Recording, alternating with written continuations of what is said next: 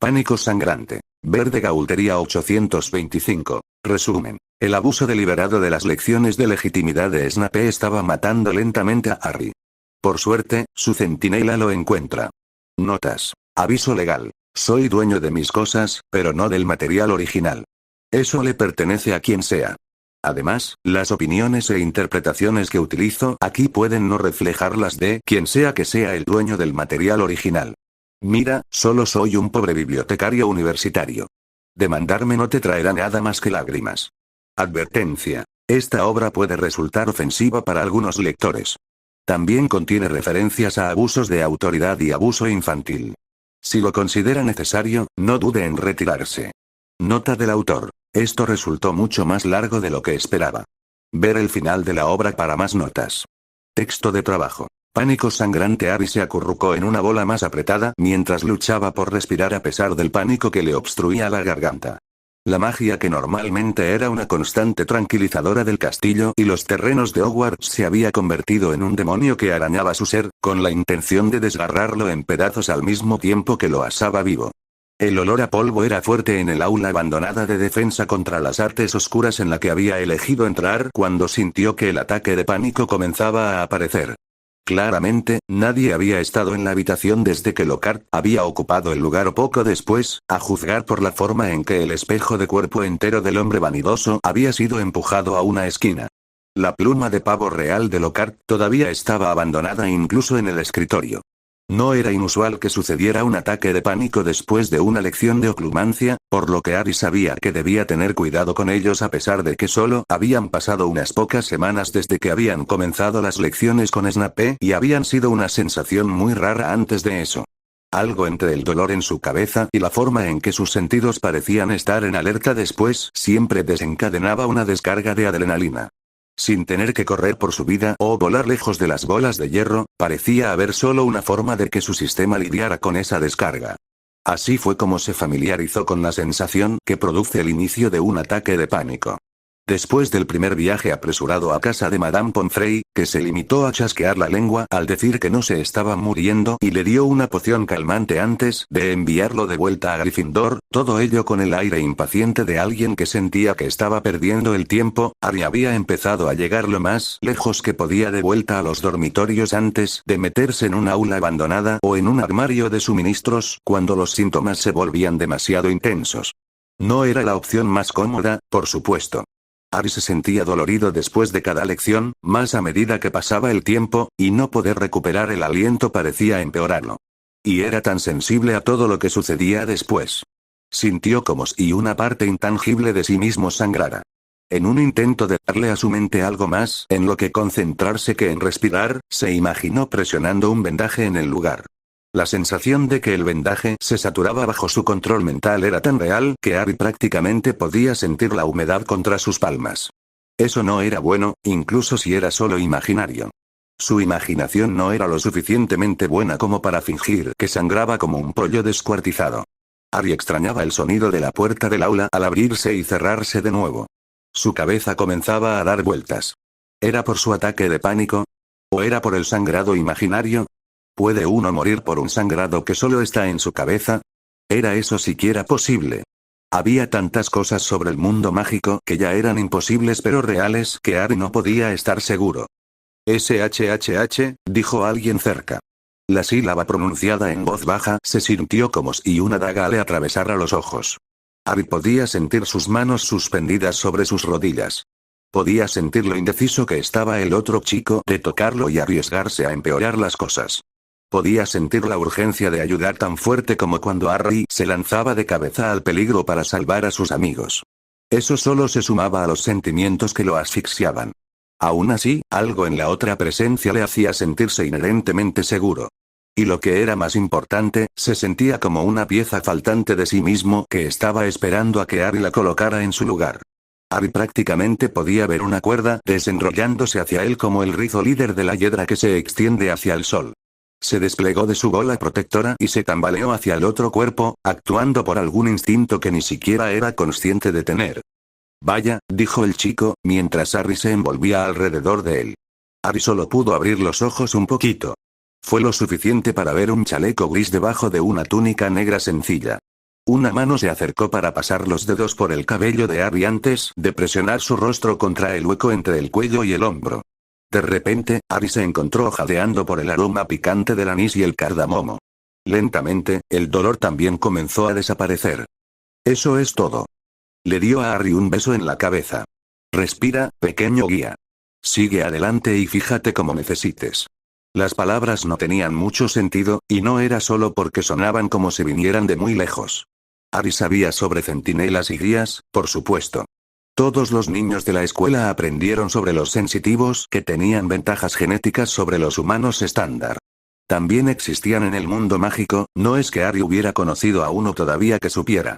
Había hechizos en su libro de texto de encantamientos este año para lidiar con cualquier pico sensorial que una persona pudiera experimentar o hechizos de privacidad diseñados especialmente para evitar causar dichos picos en otros.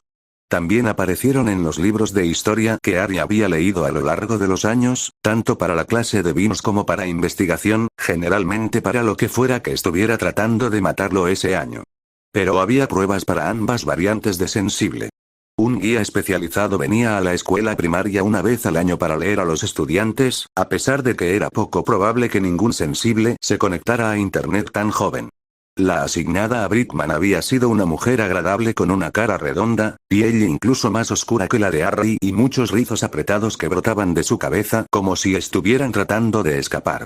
Su cabello era de un color diferente o una combinación de colores cada vez que la había visitado. Incluso había compartido su almuerzo con Harry la última vez que la había visto, el último año que había asistido a Brickman antes de irse a Hogwarts. Harry no sabía cómo se hacían las pruebas en el mundo mágico, pero no había ninguna visita especial a Hogwarts, al menos no en los últimos 4 años y medio. El mundo mágico no tenía centros como los que tenía el mundo Muggle. Como la mayoría de los otros campos profesionales, los sensitivos recibían su formación a través de aprendizajes con un maestro acreditado por el gremio asociado que aparentemente solo tenía una oficina dentro del Ministerio de Magia como punto de encuentro. No es que importara en última instancia, porque Harry definitivamente no era un sensible en absoluto, y mucho menos un guía. No era especial, sin importar cómo actuara el mundo mágico a veces.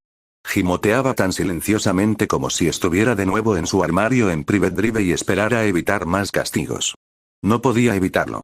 Era simplemente Harry. SHHH, repitió el chico mientras seguía pasando los dedos por el cabello de Harry. Harry podía sentir que el pánico lo abandonaba con el movimiento constante. La sensación imaginaria de una herida sangrante también se estaba desvaneciendo, convirtiéndose más en un goteo que en un chorro. Su estómago se retorció cuando sintió una sensación como si otro par de manos presionaran un vendaje nuevo en el punto interno. Dolía muchísimo. Necesitamos llevarte a un lugar más protegido que esto. Me duele, logró decir Harry arrastrando las palabras. Sin la adrenalina adicional del ataque de pánico, podía sentir que la energía lo abandonaba. Se apoyó con fuerza en el otro chico. Estoy cansado. ¿Quieres que te lleve? Preguntó el chico. Harry emitió un pequeño sonido que esperaba que fuera respuesta suficiente, mientras se deslizaba hacia la oscuridad que se alzaba detrás de sus ojos cerrados. Harry se despertó de la misma manera que lo hacía normalmente después de un sueño muy bueno. Al principio, ni siquiera estaba seguro de que no estuviera todavía en un sueño. El mundo tenía una borrosidad en los bordes que no podía explicarse por la borrosidad que le producía no llevar gafas. La habitación en la que se encontraba también era extraña, incluso para los estándares mágicos. Estaba tumbado en un diván mullido, hecho de terciopelo morado real. La manta más suave que jamás había sentido lo cubría desde los hombros hasta los tobillos. Alguien le había quitado las zapatillas deportivas, dejándolo con los calcetines desiguales que Dobby le había regalado la pasada Navidad. El diván daba a un páramo en el que ardía un fuego. Sobre las llamas había un gancho del que colgaba un caldero muy grande. El olor a guiso de pescado llenaba la zona. En la repisa de la chimenea había un gnomo de jardín que llevaba un vestido de color mandarina y un sombrero de bruja de color naranja quemado. Afortunadamente, no estaba animado como muchas cosas en el mundo mágico.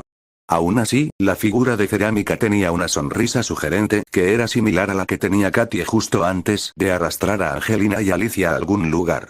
Harry se puso nervioso de una manera que no podía explicar. Harry se incorporó hasta sentarse antes de que una ola de mareo lo obligara a detenerse. Oh, bien, dijo una voz desde detrás del diván. ¿Estás despierto? ¿Qué? Harry logró decir antes de que la sequedad en su garganta lo venciera. Se retorcía en un intento de mirar al que le había hablado. Cuando se encontró con la mirada preocupada del otro chico, Harry pudo sentir el distante flex de las conocidas barreras de Hogwarts. Era reconfortante saber que no lo habían sacado de los terrenos otra vez, especialmente porque Harry reconoció vagamente al chico de piel oscura como un Slytherin que pertenecía al mismo año que él. «Has estado inconsciente durante casi toda la noche», explicó Zabini mientras recogía una jarra transparente y un vaso de una mesa que estaba justo detrás del diván. Haciendo como si no le impidiera a Harry ver sus acciones, Zabini vertió agua de la jarra en el vaso. Luego se lo ofreció a Harry. «No me sorprende, dado cómo te encontré. ¿Cómo te pusiste así, si no te molesta que te pregunte?» Harry se detuvo mientras tomaba el vaso. Tanto para demorarse más como para aliviar su garganta seca, tomó un largo trago de agua helada. No había forma de evitar la orden de Dumbledore de que sus lecciones con Snape se mantuvieran en secreto. Sin embargo, al mismo tiempo, sintió una punzada de dolor fantasma a través de las letras marcadas en su mano ante la sola idea de mentirle a Zabini. No puedo decírtelo. Zabini tarareó pensativamente en respuesta. Sus ojos violetas parecían ver a través de Harry. Era extrañamente similar a las miradas que Sirius y Lupin a veces le dirigían cuando mencionaba algo, generalmente sobre los Dursley. Incapaz de sostener esa mirada, Harry se concentró en las pequeñas ondas en el agua dentro del vaso que sostenía. «Es justo», dijo Zabini al final, revolviendo más cosas sobre la mesa. «Pasará un poco más de tiempo antes de que el guiso esté listo, pero tengo algunas comidas preparadas para el té que deberían servirnos». «Estoy bien», intentó decir Harry, pero consiguió que Zabini se burlara con incredulidad. La sensación de ira que lo acompañó hizo que Harry volviera a mirar al Slytherin. Con un hábito instintivo que había aprendido al tratar con sus parientes, Harry se aseguró de mirar a través de sus pestañas. Zabini suspiró antes de tomar 2 platos pequeños y llevarlos por el diván. «No lo eres», insistió, colocando uno de los platos en el regazo de Harry. El plato tenía 2 porciones de sándwiches de mermelada, así como un puñado de lo que parecían galletas de chocolate con mermelada, excepto que la mermelada era de un morado rojizo oscuro en lugar del tono rojo estándar. «No tienes que decirme cómo terminaste en un estado tan deplorable. Tu asunto es tuyo. Sin embargo, el hecho es que ahora te estás recuperando no solo del colapso del escudo, sino también de una hemorragia psíquica activa y grave.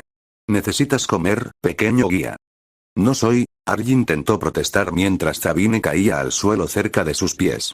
El corazón le dio un vuelco por razones que no podía precisar. ¿Qué estás haciendo?» «Te daré espacio para que te recuestes después de comer», respondió Zabini como si nada, y tomó la palabra mientras Harry se sentaba en el suave diván que tenía suficiente espacio para 2 personas. «Necesitarás otra siesta, y no es como si no tuviéramos tiempo antes de que la verdadera comida esté lista». «¿Por qué haces esto?». La pregunta salió en voz baja. No es que Harry hubiera tenido intención de hacerla.